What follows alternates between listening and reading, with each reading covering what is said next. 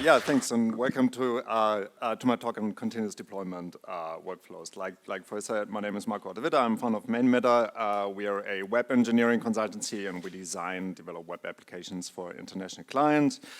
And we also mentor teams that develop like web apps themselves, and then we help them to ship better results faster, more reliably. And doing that, we regularly help teams set up like better developer infrastructure, tooling, and processes to enable more efficient workflows as well, which is kind of what I'm going to talk about today. So if you're looking for guidance or support with any of these things or any of the things that I'm going to talk about today, find me later, and I'm happy to talk.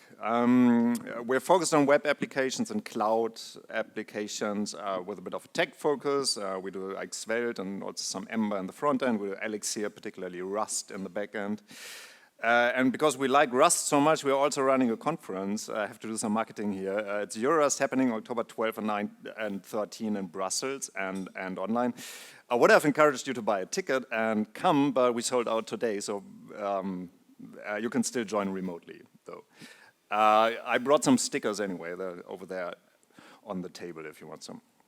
But today we're not talking about Rust, but about something that we all want, which is shipping software that also uses problems and that doesn't have bugs, ideally, and shipping that software fast, right? And the talk is going to focus on this shipping aspect as such, right? So the question is,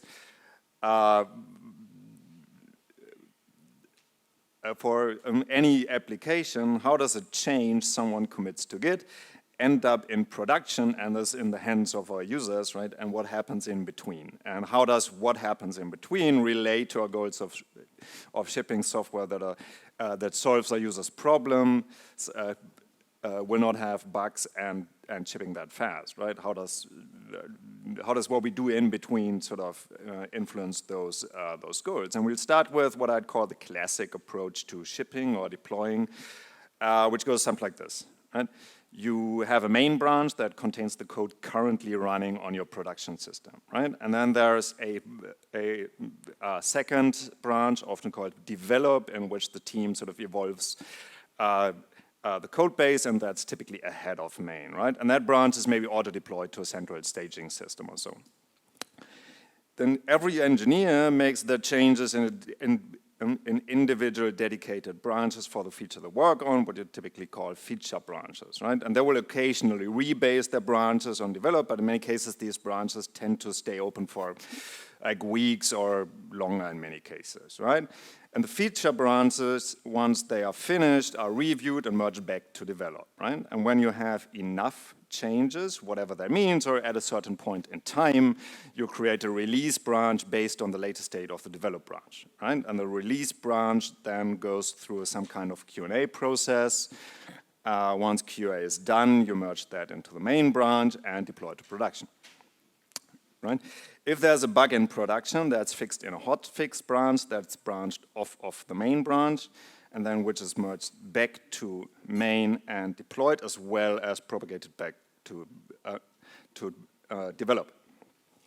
And it goes on like that, right? You collect changes in the develop branches via branching of feature branches, merging them back, and eventually merging those changes into main via release branch when it's time for a release, whatever that might mean for different teams.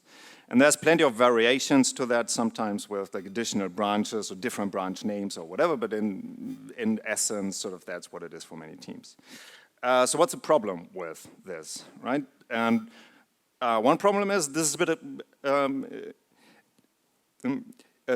a bit complex, right? In particular for juniors, right? We talked to people sort of that didn't really understand how this all worked, right? They merged the PR, and then it was kind of at some point it's going to be in production. I don't really know; it's too complicated for me.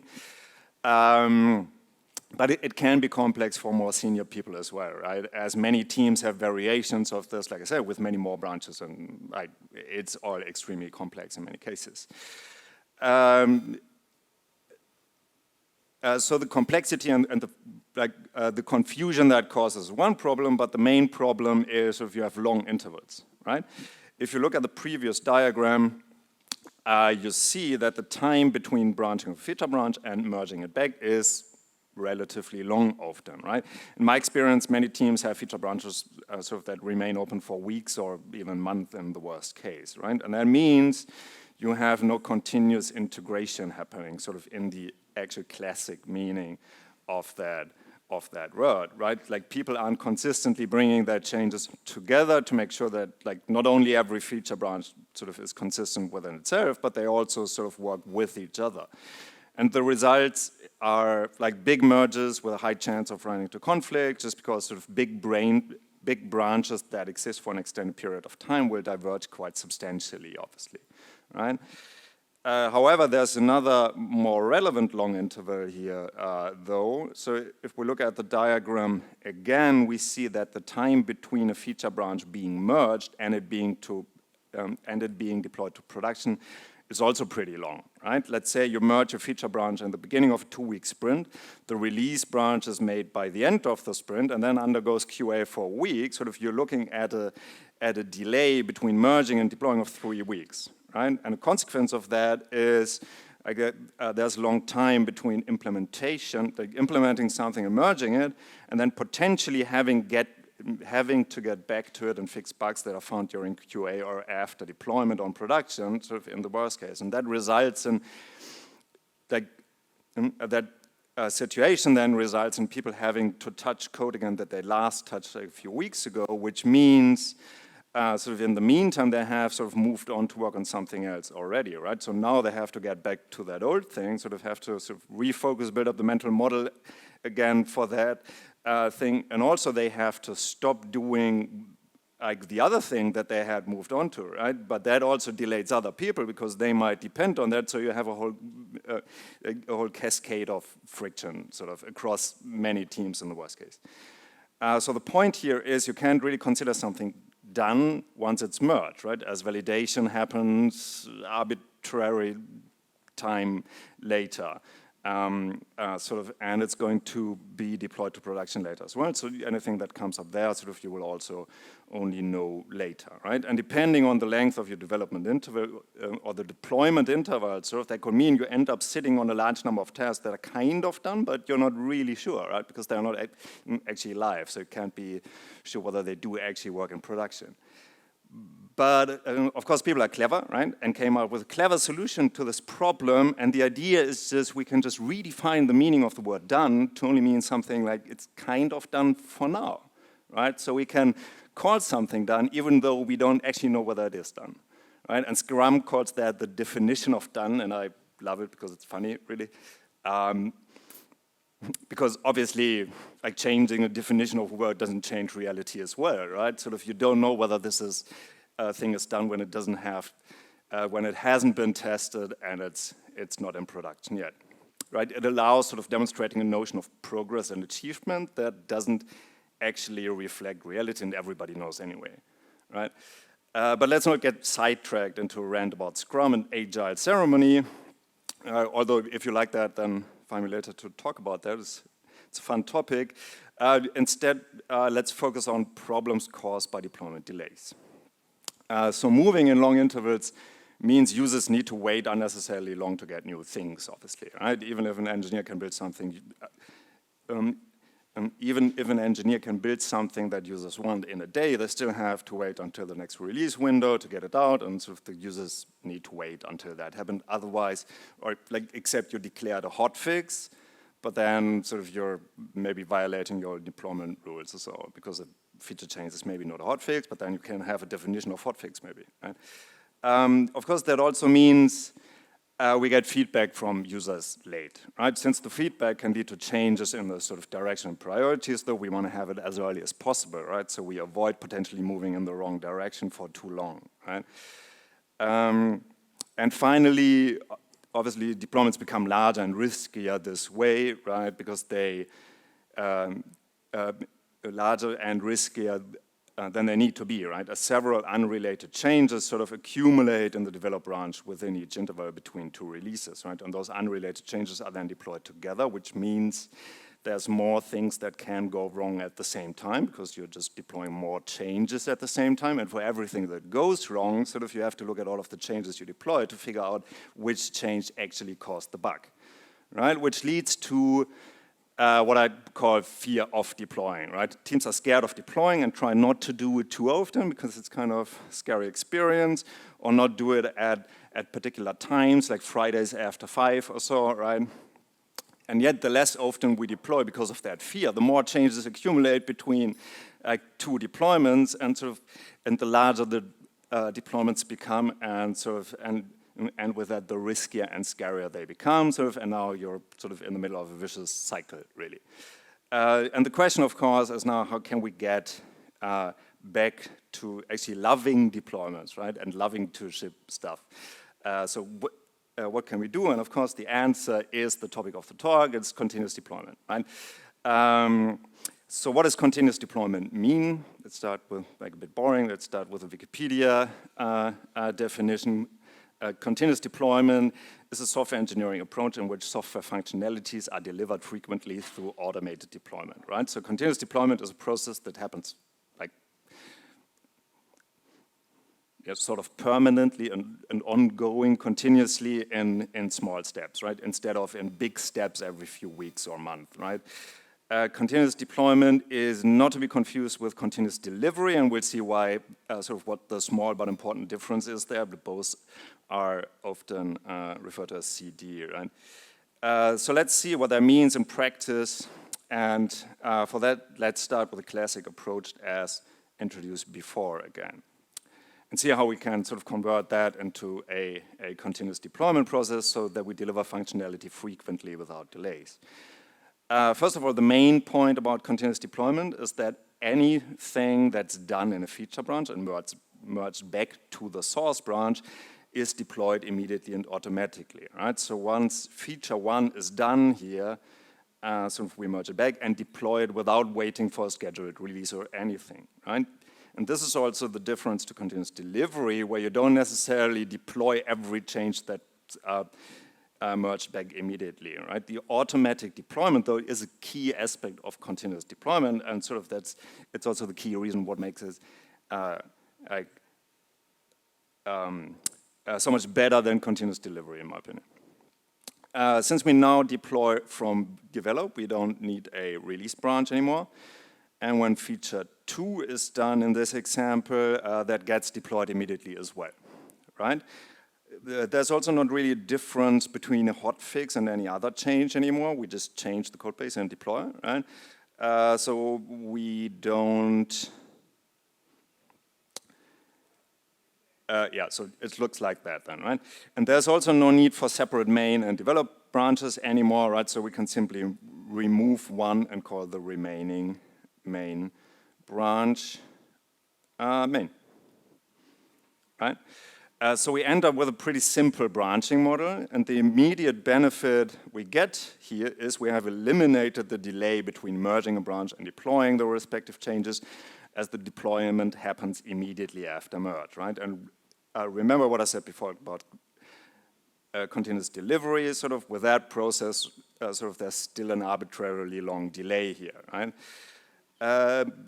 But there's still one problem here. We still have potentially, at least relatively long-lived branches, feature branches, and move in pretty big steps still, maybe, right? Even if we deploy sort of the steps immediately once we complete them, right? And that means we integrate our changes with the changes of others relatively rarely, and we have to deal with diverging feature branches, big merges, high chance for conflicts, and so on. So big branches, even if deployed right after merge, also mean we still have somewhat sizable and thus complex and risky deployment, right? And what I'm going to show now is not necessarily sort of per definition a part of continuous deployment, but sort of the concept only really makes sense sort of when used in the way that I want to show, right? So there's no need really to build any feature in its entirety, sort of before merging any of that code back to our main branch and deploying to production, right? We can totally split things into smaller steps, right? So that each branch contains like one of the steps that we're making anyway when developing anything, and then each branch is much shorter lived than sort of all of the steps combined in one branch would be, right? And the idea is not to deploy each commit individually or so, right? So to illustrate what I mean, here's an example. Imagine you want to add a feature for registering an account in your web app via logging in with your Twitter account. So, right? You could imagine that involves a database migration. You have to store sort of the Twitter access token somewhere. Maybe it would also make sense to refactor some code in that area to make sort of building that feature easier afterwards. And maybe it also makes sense to only ship this to your German users initially because they somehow need it more than other locales, and then sort of roll it out to the rest of the world later on. So I would suggest that instead of having something like this, right, where you do like all of these things in one branch, then merge the branch back and deploy it, sort of you can split it into 6 steps, right? Doing the refactoring, model change, data migration, release for Germany, release for the rest of the world, and so on, each in their own steps, and each step with its own deployment, each with a fast turnaround time and much reduced scope, right? And generally the idea here is sort of we don't treat branches as feature branches anymore, but more like as task branches or like smallest deployable unit of work branches. So that's the way to think about that, right? Instead of thinking about the scope of a branch in terms of sort of what's needed to make the particular thing complete, think about whatever you work on in terms of what are the smallest individual parts of that thing you can complete and ship to production separately, right? And keep in mind, shipping something to production doesn't necessarily mean all of your users will immediately need to see it, right? You can still use feature flags and other concepts sort of to like be able to deploy something that you don't actually want to like affect anyone yet. As a rule of thumb, sort of a branch should like usually be merged after 2-3 days max, or so, while most branches sort of would be merged on the same day they are created. And once you're in the mindset of moving like this, sort of scoping the work accordingly sort of comes pretty naturally, right? So while the classic approach with big releases every once in a while feels like you're opening the floodgates, you know, to set free an uncontrollable stream of changes, continuous deployment with merging and deploying like one tiny step at a time is more like this, right? It's a steady and manageable stream. Sort of you're delivering the same amount of water over the same time, right? Just steadily and not in, you know, like big bang and then break and big bang and break again. So you're also saving all of the stress and pain that comes with that. And working like this, we're essentially solving all of our problems in the classic workflow I talked about earlier, right? So since we're only deploying the changes of one branch at a time now, and the branches are also smaller, we're significantly reducing the size of each deployment, which reduces the risk associated with each deployment as well.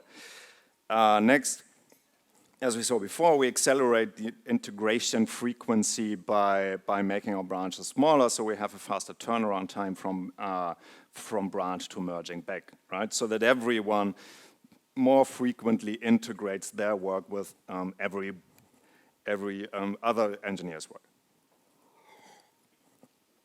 Which means that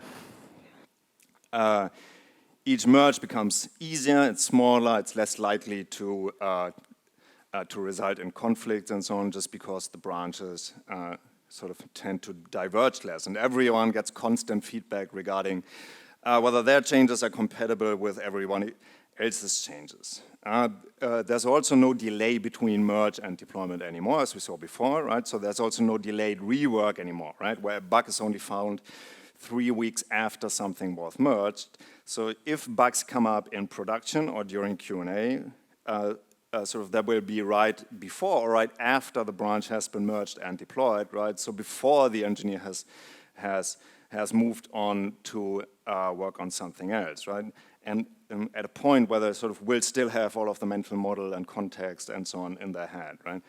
And if nothing comes up, sort of they can move on to the next thing with confidence that they actually sort of won't have to get back to that particular task, and they can actually sort of consider it done. And done means done again. There's no need for a definition like for a definition of done or anything like that. And the users benefit as well because they don't have to wait as long to get changes into their hands anymore. So as soon as implementation of something is done, we can ship it, which also means we get feedback from users sooner, which allows us sort of to stay on track and sort of work on what the users want. So that's quite a list of fixed problems. Of course, the question is, what do we need to do sort of to get from the classic workflow to a continuous deployment workflow? And the main answer to the question is we need an automated continuous deployment pipeline.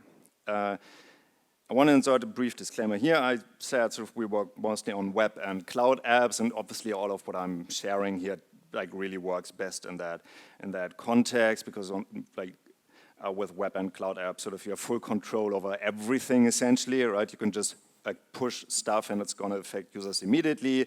If you're working on a mobile app or whatever, that's of course not as easy because there's App Store reviews and so on, right? So like we're assuming some sort of web cloud app here. Looking at our diagram from before, again, we see we have a lot of deployments, right? So this is maybe what happens in a small team in 1 to 2 days or so, right? And we have 6 deployments there. And you can totally have sort of a much higher number of deployments even with a small team, right? So it's pretty clear we need deployments to be automatic, right? We want to release several times a day, and therefore we can't depend on like unreliable humans like who are going to be slow, make mistakes, be on vacation, and so on, right? So doing so, if we relied on humans, sort of we can end up stalling our entire team's productivity relatively easily, right? So it's obviously the next deployment can only happen once sort of the previous is done, right? And we could easily cause traffic jams, right? Because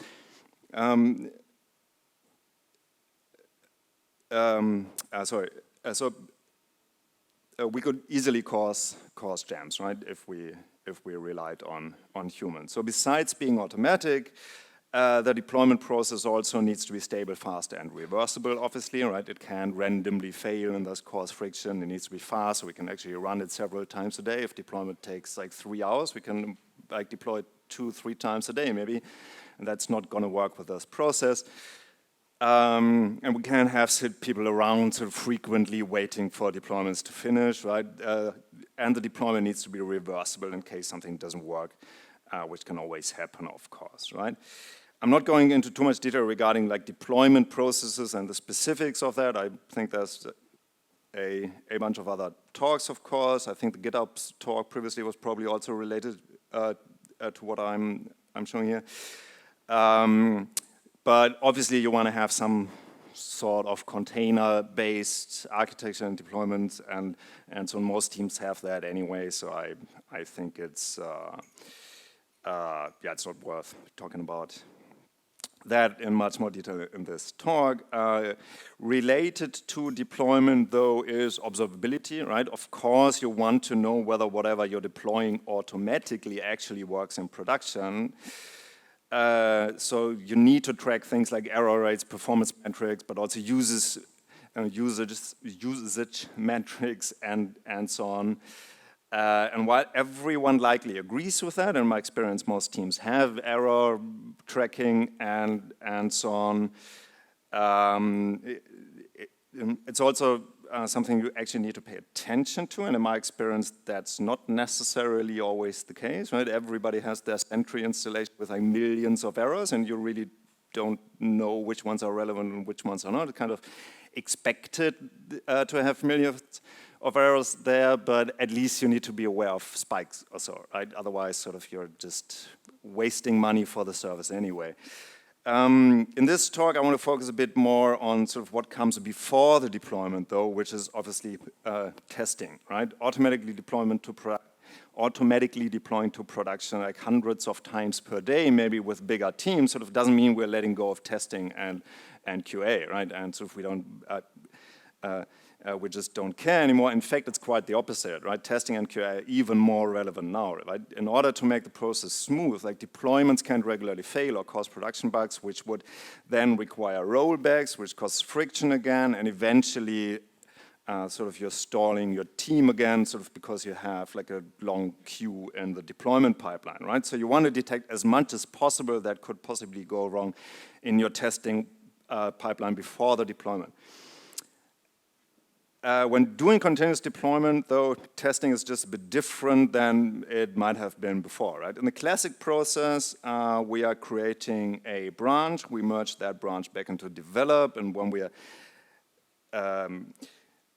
and when we're done working on the branch, we then create a release branch, and then once that's good to go, sort of that's merged back into main and deployed, right? So this is where our QA process happens, right? Essentially, this step is kind of a safety net that we have in that process, right? We don't even have to worry too much about merging. We don't have to worry too much about merging something that might not be 100% fine or complete, right? Since sort of problems are going to be found at this step before the changes are being deployed, right? But now we're removing that safety net and we're deploying everything sort of as soon as it's merged back right away, right? So in order to still be doing proper quality assurance before releases, sort of we now have to do it before the merged in the context of each branch, right? So the important point is that while in the classic approach, sort of there's one release branch in which we collect all of the changes, sort of that, and that one release branch will go sort of through Q&A. Here, sort of when we do continuous deployment, sort of we now have many release branches that we all need to validate in parallel, right? And what that means is, again, like for the deployment process as well, it can't be manual. Of course, there's no way we can do any of this manual. Even with a small development team, sort of manual testing can like easily stall your engineering team because it's always going to be a bottleneck, right? And this is not too controversial, I think, but we still see teams sort of that have manual testing as part of their processes, and it should have stopped 15 years ago. So we want a solid automated testing setup covering all of the relevant aspects, right? And the foundation, of course, is testing functional correctness within every subsystem we are releasing, right? For example, unit testing the front-end app we are releasing, or unit testing the server API, or whatever that front-end is talking to. We also want to test functional correctness across subsystems, obviously, right? So to validate sort of they actually working together, because one subsystem sort of being correct within itself doesn't mean sort of it will also work with another. Example, obviously, like JavaScript front-end app needs to be compatible with our API server, right? So we want to have some sort of end-to-end test or whatever you want to call that. There are other kinds of tests we want to have as well, like, for example, testing visual correctness. The testing being functionally correct doesn't necessarily mean it also appears visually correct to the user, but that's not something you can find in unit test or end-to-end test, right? In web apps, for example, it's super easy to make unintentional visual changes when modifying CSS, and all of a sudden our app does not look like this anymore, but like this, right? It might still be 100% functionally correct, but of course for the user it's completely broken, right? And these things are relatively easy to be tested automatically. Another non-functional aspect to test is performance, obviously. Right? You don't want to sort of regress in terms of performance over time, and they can include load times of like web apps, but also sort of how long does it take to run a particular like calculation in my backend that I have to run regularly, whatever. And having a few benchmarks maybe run automatically as part of your test suite sort of can help preventing a lot of bad surprises in production. Also security, right? Security is important. Obviously, there's a number of things that can be tested automatically, also in many cases using like static analysis and so on. You can't replace a good sort of manual penetration test, but you're not doing that before every sort of every deployment following the classic approach anyway. And of course, you'll also want to test the deployment itself before merging and running it, while just deploying some new Docker containers so it's unlikely to go wrong. Like think about things where you have data migrations, right? The data in production is always different than sort of you expect it to be because users enter strange things, right? And you don't want run into an error sort of that you can't recover from in the middle of migrating millions of records or so, right? So ideally, sort of you run these migrations sort of on a snapshot of the actual production database or so, which sort of brings us to the last point of this QA pipeline, which is you want to get approval from the stakeholders. Right? Because all of the testing that you do can't help prevent a situation where what you build is completely functional and correct, but it's not what like the stakeholders wanted, right? So the engineers sort of will want to share what they did with the stakeholders before deploying to production, obviously. However, since there's no central branch anymore in which we're merging all of the things before they get deployed, that means there's also no classic staging system anymore, right? In a classic process, so if you would likely have a staging system that you're already automatically deploying from like the develop or release branch maybe, right? And then sort of your product like management also can look at that. But since we don't have that central branch anymore, we also can't have a central staging system anymore. But what we can have instead is we can have many staging systems, which is one per branch, right? Feature branch, task branch, whatever we want to call that. So remember, we moved all of the QA to before merging a branch back. So we're now doing it per branch, and that's where the staging system sort of is moving away, right? So that means we also duplicated it, or sort of we have like as many staging systems now as we have branches. Of course, the question is, how can each branch have its own staging system? And essentially the answer is like containers, sort of your production system is also sort of containers sort of assembled in a particular way, and that's what you do with sort of per branch staging systems as well, right?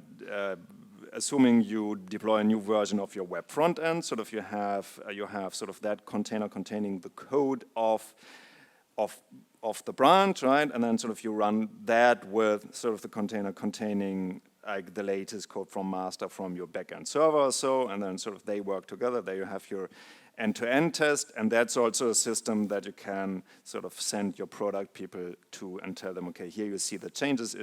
It reflects what will be in production without actually putting it in production. The main challenge there is, of course, you want to have real data in that system, right, in order to have a realistic scenario. Ideally, sort of you run these systems on a fork of your production database. Yeah, people know how to log in. They can see realistic data in terms of like long lists of records will actually have content and so on, right? And then ideally, sort of in every pull request, you have a link pointing to that system, and people can just click on it and like see it in reality. And I need to speed up a bit, I think. So there's a bunch of services providing that kind of thing. Netlify, for example, they have a GitHub app that do exactly that. There's also sort of you can also run that not only on front-end things, but also sort of on front-end, back-end. Like I said, Vercel has just released like a feature where you can actually fork databases. There's other startups in that area that offer the same service, right, where you can fork and you can also anonymize. Obviously, you don't want to have like real user emails in these previous systems, because worst case is you have you send them emails and so on. There's a lot of movement in that market right now. It's very interesting to follow. And then overall, a complete list of things sort of that you want to have looks something like this, right? You have limiting for the TypeScript templates, for internationalization. You can check for sort of potentially missing keys. There are tests for the app. In this case, the front-end app itself. There's an integration test sort of that runs like this new version of the front-end app against sort of the production version of the API server. There's a crawler in this case that checks for external links to be correct. Sort of there's visual regression testing here with Percy. There's Lighthouse for checking load time performance of the app. There's a preview deployment to Netlify. And then with all of these checks, or a similarly sort of like a complete list of checks for other projects, sort of you can deploy with confidence that things will actually work in production, right? Without the need for any additional safety net sort of in the process as such. So if you agree this is good, but you're not quite sure,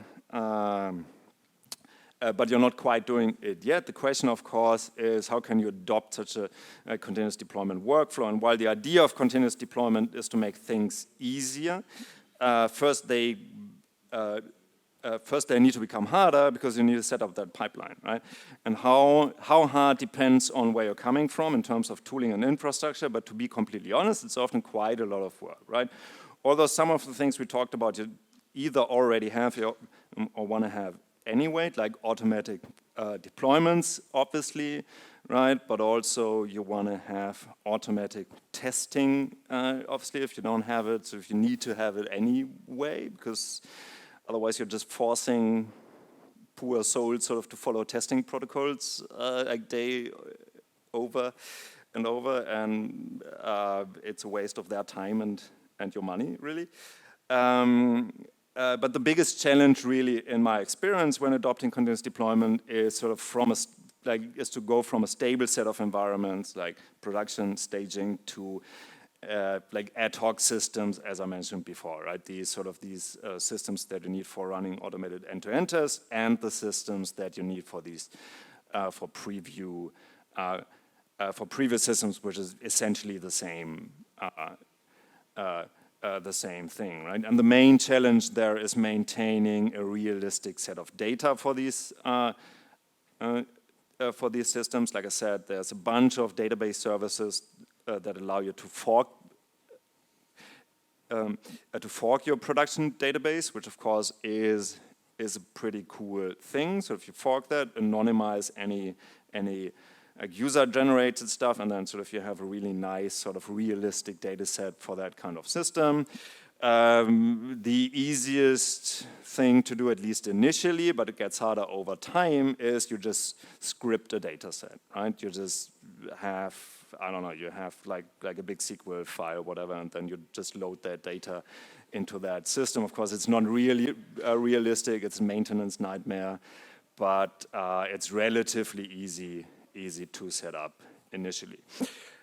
So those are the technical challenges when adopting continuous deployment. There's also some cultural challenges, in particular sort of when moving in these small steps and sort of not waiting until the feature is completely done before deploying it. Because what happens there is you're breaking down walls a bit. You're involving product managers and designers and so on more closely in the development process, right? As you're sort of directly exposing them to the steps the engineering team is making to implement something, right? As you're asking them to look at these previous systems and sort of approve stuff, but you're also asking them to understand what they're looking at is like an intermediate step. It's not the complete thing, right? But sort of they need to understand that sort of they're asked to say whether you're on the right track or the wrong track and so on, right? So you're changing sort of the role, the role description a bit. So you're changing expectations on them a bit, and that always leads to a bit of friction, of course. However, in my experience, once everybody understands the process, sort of they clearly see the benefits and are happy to work that way.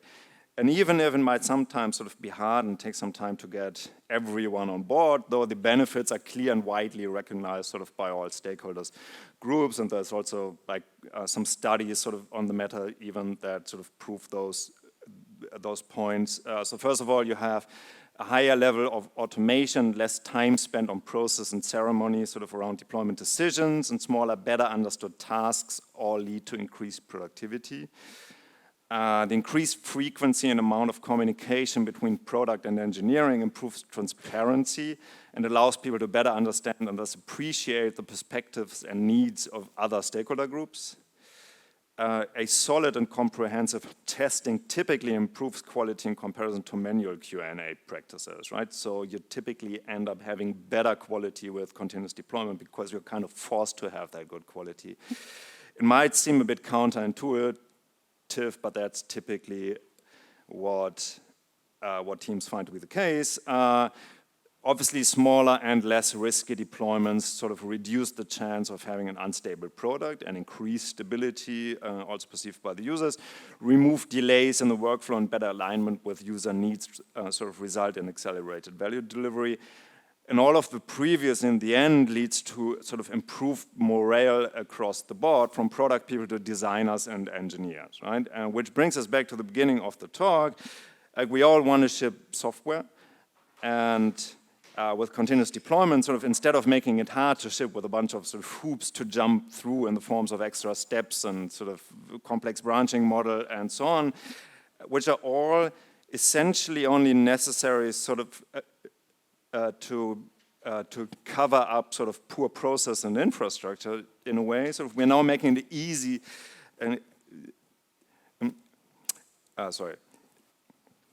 So instead of that, with continuous deployment, we are making it as easy as possible to ship, right? We're actively encouraging people sort of to ship many times a day, every day, including, and I'd say, like, especially on Friday, maybe to make up for all of the missed Fridays of the past. And there's a great quote by Charity Majors, and this is a bit paraphrased. So she says, people who have worked on teams with a short sorry, let me start again. So she says, people who have worked on teams with a short delivery cycle are unwilling to ever work anywhere else again.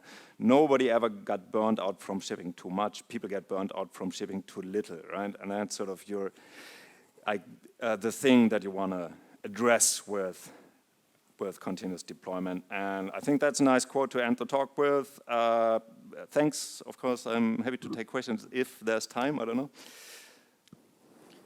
Yeah, thank you very much. And there is time for 1 or 2 questions if you have them. All right. Oh, there is a question.